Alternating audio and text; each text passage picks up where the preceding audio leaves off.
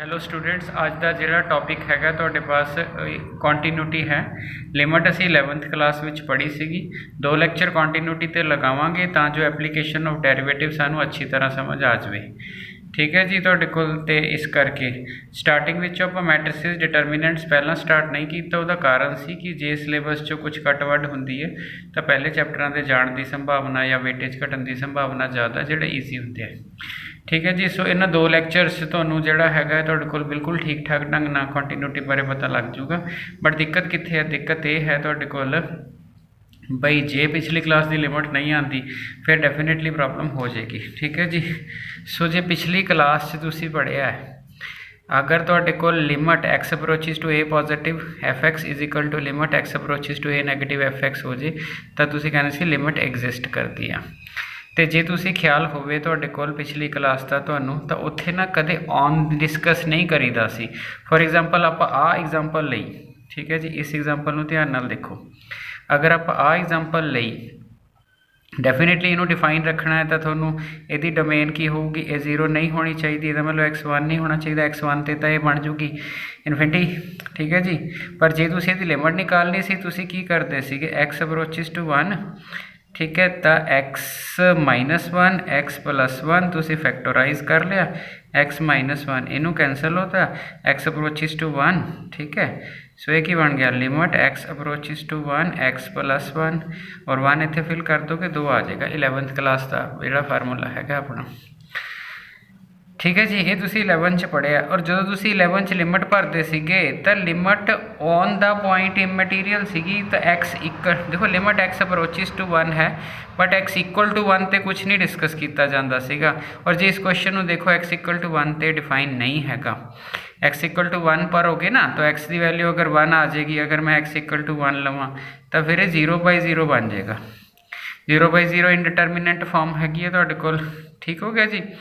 ਤਾਂ ਹੁਣ ਕੰਟੀਨਿਊਟੀ ਦੇ ਵਿੱਚ ਇਹ ਚੀਜ਼ ਆਪਾਂ ਡਿਸਕਸ ਕਰਨੀ ਹੈ। ਮੀਨਸ ਲਿਮਟ ਵਿੱਚ ਰਾਈਟ ਲਿਮਟ ਤੇ ਲੈਫਟ ਲਿਮਟ ਦੀ ਗੱਲ ਹੁੰਦੀ ਸੀ। ਕੰਟੀਨਿਊਟੀ ਦੇ ਵਿੱਚ ਇਹ f ਆਫ a ਜਿਹੜਾ ਹੈ ਇਹ ਵੀ ਇੱਕ ਐਡੀਸ਼ਨਲ ਕੰਡੀਸ਼ਨ ਲੈਣੀ ਹੈ। ਤਾਂ ਅਗਰ x approaches to a positive fx equal to x approaches to a negative ਹੋਏ, ਇੰਨੇ ਕੁ ਨਾਲ ਲਿਮਟ ਐਗਜ਼ਿਸਟ ਕਰਦੀ ਹੈ। ਤੇ ਨਾਲ ਅਗਰ ਉਸ ਪਰਟੀਕੂਲਰ ਵੈਲਿਊ ਤੇ ਡਾਇਰੈਕਟ ਭਰੇ ਤੇ ਵੈਲਿਊ ਐਗਜ਼ਿਸਟ ਕਰ ਜੇ ਤਾਂ ਉਹਨੂੰ ਕਹਿੰਦੇ ਆ। ਸੋ ਇਹ ਕੰਡੀਸ਼ਨ ਜਿਹੜੀ ਹੈਗੀ ਹੈ ਤੁਹਾਡੇ ਕੋਲ ਕੰਡੀਸ਼ਨ ਫੋਰ ਕੰਟੀਨਿਊਟੀ ਹੈ। ਠੀਕ ਹੈ ਜੀ। ਸੋ ਜੇ ਵੈਸੇ ਮੈਂ ਕਹਾਂ ਕੋਈ ਵੀ ਗਰਾਫ ਜਿਹੜਾ ਮੈਂ ਬਿਨਾਂ ਹੱਥ ਚੱਕੇ ਬਣਾ ਦੇਵਾਂ, ਕੋਈ ਵੀ ਗਰਾਫ ਜਿਹੜਾ ਮੈਂ ਬਿਨਾਂ ਹੱਥ ਚੱਕੇ, ਸਪੋਜ਼ ਮੈਂ ਆ ਲਿਆ, ਧਿਆਨ ਨਾਲ ਸੁਣਿਓ, ਬਿਨਾਂ ਹੱਥ ਚੱਕੇ ਬਣ ਗਿਆ fx ਇਕੁਅਲ ਟੂ x², ਇਹਦਾ ਮਤਲਬ ਇਹ ਕੰਟੀਨਿਊਸ ਹੈ।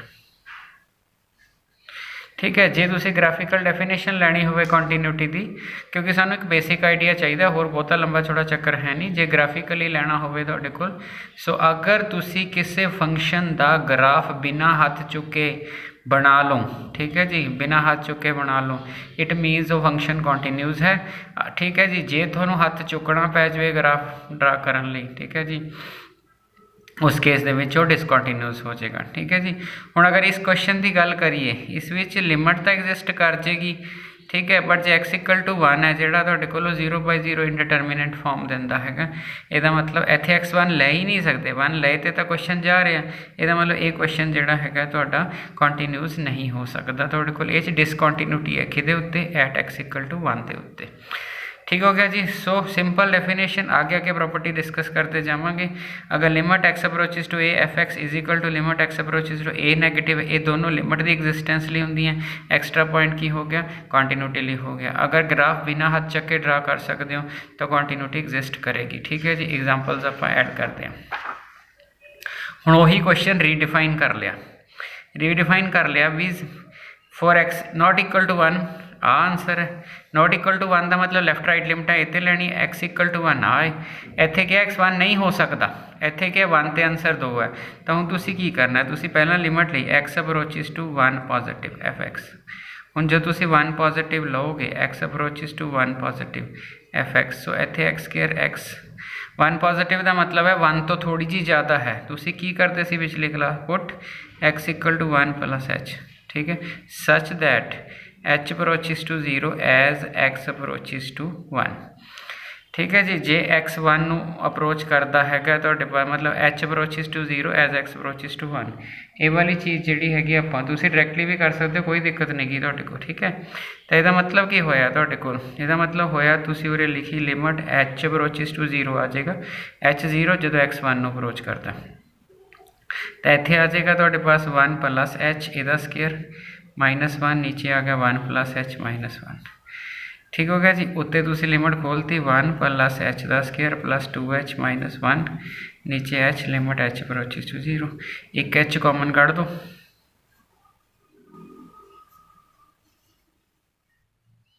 सो h ना h cancel, h approaches 0, answer कितना आ गया 2। ठीक हो गया जी। सो आंसर 2 आ गया ਤੁਹਾਡੇ ਕੋਲ, बड़े आराम ਨਾਲ आ गया। ਹੁਣ सिमिलरली ਤੁਸੀਂ ਕੀ ਕਰੋਗੇ, x अप्रोचेस टू -1 fx ਲੈ ਲੋਗੇ, ਉਹ ਸਾਰਾ ਪ੍ਰੋਸੈਸ ਸੇਮ ਰਹਿਣਾ, ਉਰੇ 1 - h ਆ ਜਾਣਾ, ਮਾਈਨਸ ਖੁੱਲ ਜਾਊਗਾ, ਆਂਸਰ ਫਿਰ ਸੇਮ ਆ ਜਾਣਾ ਤੁਹਾਡੇ ਕੋਲ। ਠੀਕ ਹੈ ਜੀ। ਤਾਂ ਮਤਲਬ ਇੱਕ ਤਰੀਕਾ ਜਿਹੜਾ ਹੈਗਾ ਡਾਇਰੈਕਟਲੀ ਵੀ ਕੀਤਾ ਜਾ ਸਕਦਾ ਕਿ ਫੈਕਟਰ ਬਣਾ ਕੇ ਟਰਮਾਂ ਕੱਟ ਦੋ, ਉਹ ਤਰੀਕਾ ਵੀ ਬਿਲਕੁਲ ਓਕੇ ਹੈ ਤੁਹਾਡੇ ਕੋਲ ਜਿਹੜਾ ਹੈਗਾ ਇਹ। ਸੋ ਉਹ ਚੀਜ਼ ਵੀ ਤੁਸੀਂ ਬੜੇ ਆਰਾਮ ਨਾਲ ਕਰ ਸਕਦੇ ਹੋ। ਮੀਨਸ ਮੈਂ ਇਹਨੂੰ ਜਿਹੜਾ ਹੈ ਜੇ ਮੈਂ ਡਾਇਰੈਕਟਲੀ ਕਰਾਂ ਨਾ ਤਾਂ ਵੀ ਇਹਨੇ ਬਣ ਜਾਣਾ, ਡਾਇਰੈਕਟਲੀ ਕਰਾਂ ਮੈਂ ਤੁਹਾਡੇ ਪਾਸ ਮਤਲਬ ਇੱਥੇ ਮੈਂ ਤੁਹਾਨੂੰ ਕਹਿਣਾ ਵੀ ਆਲਟਰਨੇਟਿਵ ਹੈ ਇਹ ਨਾ ਸੋਚੋ ਇੱਕੋ ਕੁਐਸਚਨ 'ਚ 2 ਲਾਤੇ, ਸਿਰਫ ਤੁਹਾਨੂੰ ਸਮਝਾਉਣ ਲਈ ਹੈ, ਤੁਸੀਂ ਜਿਹੜਾ ਮਰਜ਼ੀ ਇੱਕ ਚੂਜ਼ ਕਰ ਲਿਓ ਤੁਹਾਡੇ ਕੋਲ। ਆਲਟਰਨੇਟਿਵ ਦੇ ਵਿੱਚ ਮੈਂ ਕੀ ਕਰ ਰਿਹਾ ਤੁਹਾਡੇ ਕੋਲ, मैं सिंपल ही लिया limit x approaches to 1 negative x square -1, ठीक है जी, नीचे x -1, so x -1 x + 1 x -1 limit x approaches to cancel, इत्थे 1 अप्रोच किया था 2, सो इदा भी क्वेश्चन हो जाता, नो प्रॉब्लम। हुण राइट ते भी ये दोनों मैथड अलग अलग लाया, एक पेपर तुसी नहीं करना, तुसी या करोगे तो दोनों हो गए। और f(1) तो उरे दिता ही होया, f(1) कितना 2, ਇਹਦਾ ਮਤਲਬ ਕੀ ਹੋਇਆ, ਇਹਦਾ ਮਤਲਬ ਹੋਇਆ limit x approaches to 1 positive fx is equal to limit x approaches to 1 negative fx is equal to f(1), आगे पीछे लिखे का कोई फर्क नहीं, देयरफॉर ये क्वेश्चन की हो गया कॉन्टीन्यूस हो गया। ठीक हो गया जी। सो ये वाली चीज़ होगी तुहाडे को। हुण आ गया तुहाडे कोल आपां अगे आ गए। ठीक है, हुण ये क्वेश्चन पेपर विच आया होया जी CBSE, for what value of k the following function is continuous, कहता के दी किहड़ी वैल्यू लिए कॉन्टीन्यूस है। ठीक है जी, कॉन्टीन्यूस किहदे उत्ते है, एट 0 x इक्वल टू, ठीक है, ना पता लगे आ देख लीदा जिते लिमिटां दित्ती हुण उहदे ते हुंदा। ठीक है, हुण ओह कहंदा फंक्शन इज कॉन्टीन्यूस, कॉन्टीन्यूस का मतलब है बाय डेफिनेशन, वो तो कहता है कॉन्टीन्यूस हैगा, चैक नहीं करना, कहना के लभो। So limit x approaches to 0 positive fx is equal to limit x approaches to 0 negative fx is equal to f(0), ये होना चाहिए। ਇਹਦਾ मतलब क्या होया, limit x approaches to 0 positive fx is equal to limit x approaches to 0 negative fx, f(0) कितना जी, f की value at x equal to 0 कितनी है, k। हुण इन्हां दोनों चों एक सॉल्व कर लो, तुहानूं k मिल जाना है, दोनों चों एक सॉल्व कर लो, तुहानूं k मिल जाना। सो हुण मैं आही सॉल्व कर लेना, x approaches to 0 positive fx 1 - cos 4x, ठीक है, नीचे हैगा तुहाडे कोल 8x स्क्वायर। ठीक हो गया जी। सो 1 - cos 4x है, ਇਹਦਾ फार्मूला की हुंदा है 2 sin स्क्वायर 2x। ठीक है जी, 2 sin स्क्वायर 2x आ गया। मेरा ख्याल है कि किसी को दिक्कत इस वाली चीज़ तो है नहीं। नीचे हैगा 8x स्क्वायर। ठीक है जी, एक साइड एक ये बराबर चल ही रहा है, सो इनू ये कटता, ये बन गया 4, तो 4 बन गया। याद करो इनू मैं sin 2x बाय 2x ਇਹਦਾ होल स्क्वायर लिख सकता जी, limit x approaches to 0 positive, हाँ जी आराम नाल लिख सकता। और यदी वैल्यू 11 की पढ़ी सी 1, सो 1 का square is equal to k आ गया, k की वैल्यू आ गई 1। ठीक हो गया जी। सो वेरी इंपॉर्टेंट क्वेश्चन है जी, पेपर च आया हुआ क्वेश्चन है, मेरा ख्याल है तुहानूं समझ आ गया। ठीक हो गया जी। सो जिहड़ा हैगा तुहाडे कोल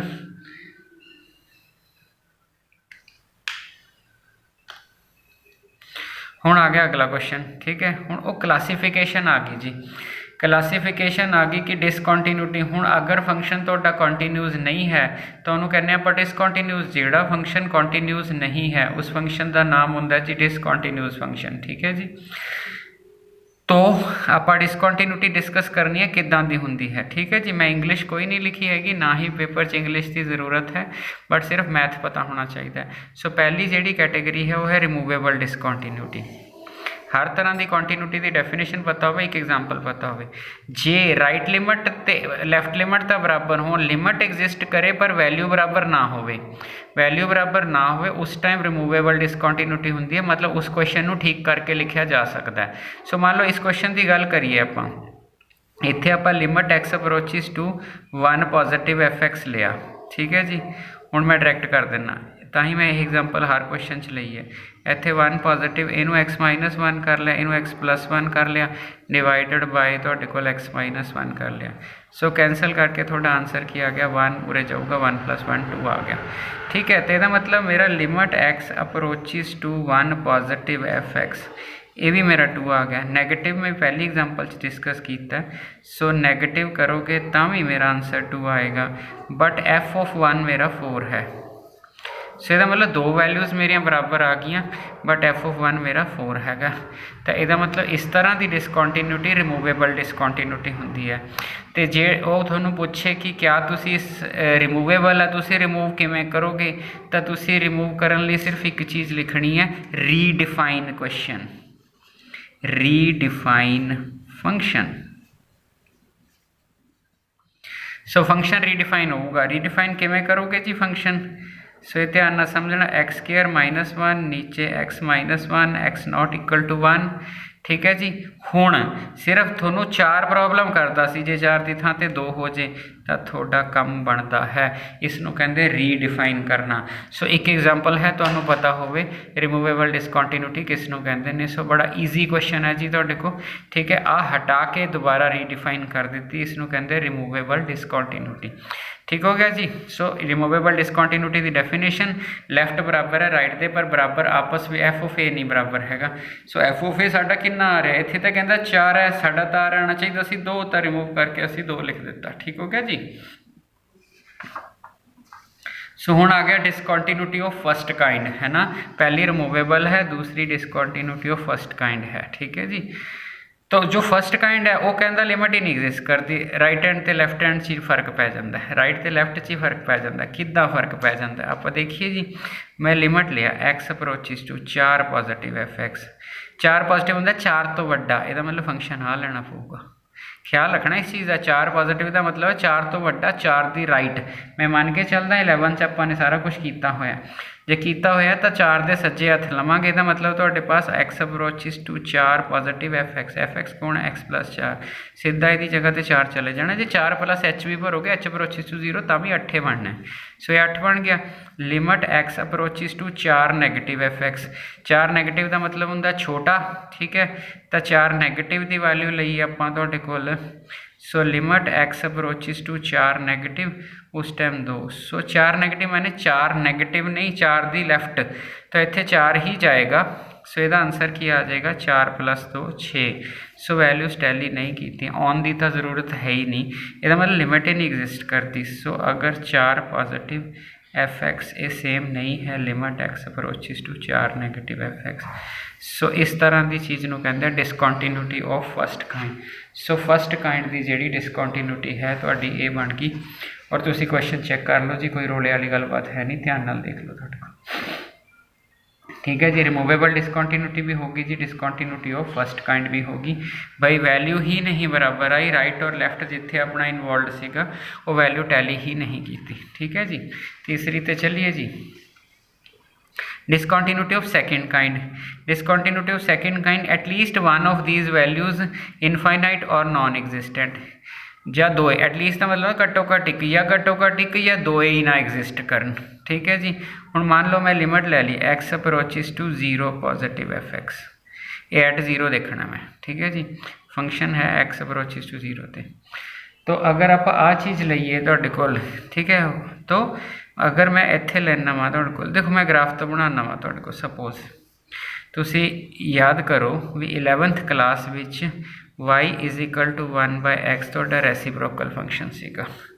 सो जे रेसिप्रोकल फंक्शन सी ते जे तुसी उसका ग्राफ बनाना आंदा होवे तुहानूं, एटलीस्ट इन्ना जरूर कर लियो कि 11 के ग्राफ सारे आउंदे होण।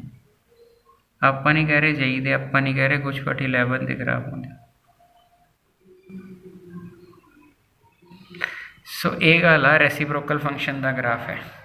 ਹੁਣ ਅਗਰ x ਅਪਰੋਚਿਸ ਟੂ 0 ਪੋਜ਼ਿਟਿਵ, ਤੁਸੀਂ ਉਰੇ ਕੋ ਮੰਨ ਲਓ 0 ਤੋਂ ਥੋੜਾ ਜਿਹਾ ਇੱਧਰ ਉੱਤੇ ਦੇਖੋ ਕਿੱਥੇ ਜਾ ਰਹੇ ਹੋ। ਸੋ 0 ਪੋਜ਼ਿਟਿਵ ਆਏਗੀ ਤਾਂ ਇਹ ਤੁਸੀਂ ਪਲੱਸ ਇਨਫਿਨਿਟੀ ਤੇ ਜਾਓਗੇ।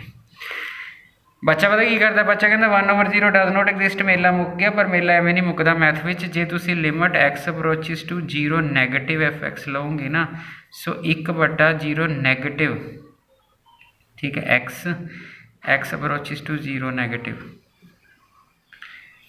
ठीक है जी। सो जो 0 नैगेटिव लाओगे ना तो आ थोड़ी 0 नैगेटिव है तो तुसी उरे हो, तो फिर क्या होगा, तुसी माइनस इनफिनिटी ते जाओगे।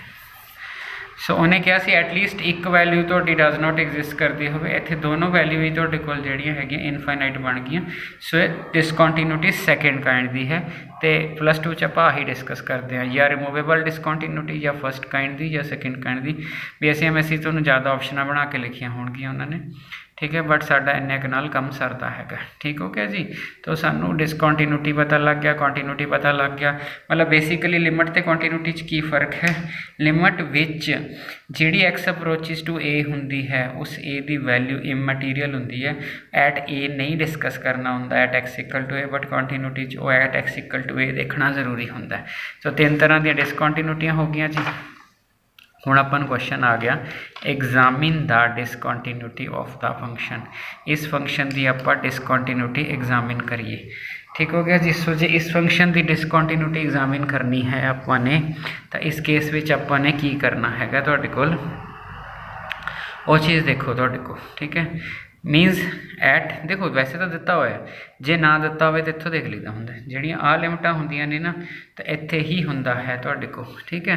सो आपां क्या कीता, आपां लई limit x approaches to 0 positive, ठीक है, fx पॉजिटिव ते भी आही लेना, नैगेटिव ते limit x approaches to 0 positive sin 2x बटा sin 3x। 11th याद करो, limit x approaches to 0 sin 2x divided by 2, ठीक है जी। 2x चाहिए, ऊपर 2x ना मल्टीप्लाई कर लो, sin 3x divided by 3x, उत्ते 3x चाहिए, इन्ना ये कैंसल हो गया, ठीक। और एक ही होंगी है 1, सो 1 इंटू 2 1 इंटू 3, आंसर थोड़ा आ गया 2/3। अब लैफ्ट निकालने की जरूरत नहीं, कारण अरे ऑन तो ठीक बहना नहीं गा, ठीक है। यदा मतलब तुहाडे कोल सिंपल की है कि f(0) हैगा 2, तो f(0) तो ये बराबर आया ही नहीं, सो यदा मतलब है नॉट कॉन्टीन्यूस आऊगा, x इक्वल टू 0, डिसकॉन्टीन्यूस भी कह सकते हैं, कोई दिक्कत नहीं, ठीक हो गया जी। हुण एक बंदा कहता तुसी x 0 वाली वो तो वैल्यू लई नहीं गई तुहाडे को, ठीक है ना, वो तो तां लैनी पैनी सी जे रिमूवेबल डिसकॉन्टीन्यूटी शो करनी हुंदी। भी नैगेटिव ले तो भी आही आंसर आ रहा है, तो आंसर टैली उन्हें तो नहीं किया, तो कहते एग्जामिन द कॉन्टीन्यूटी।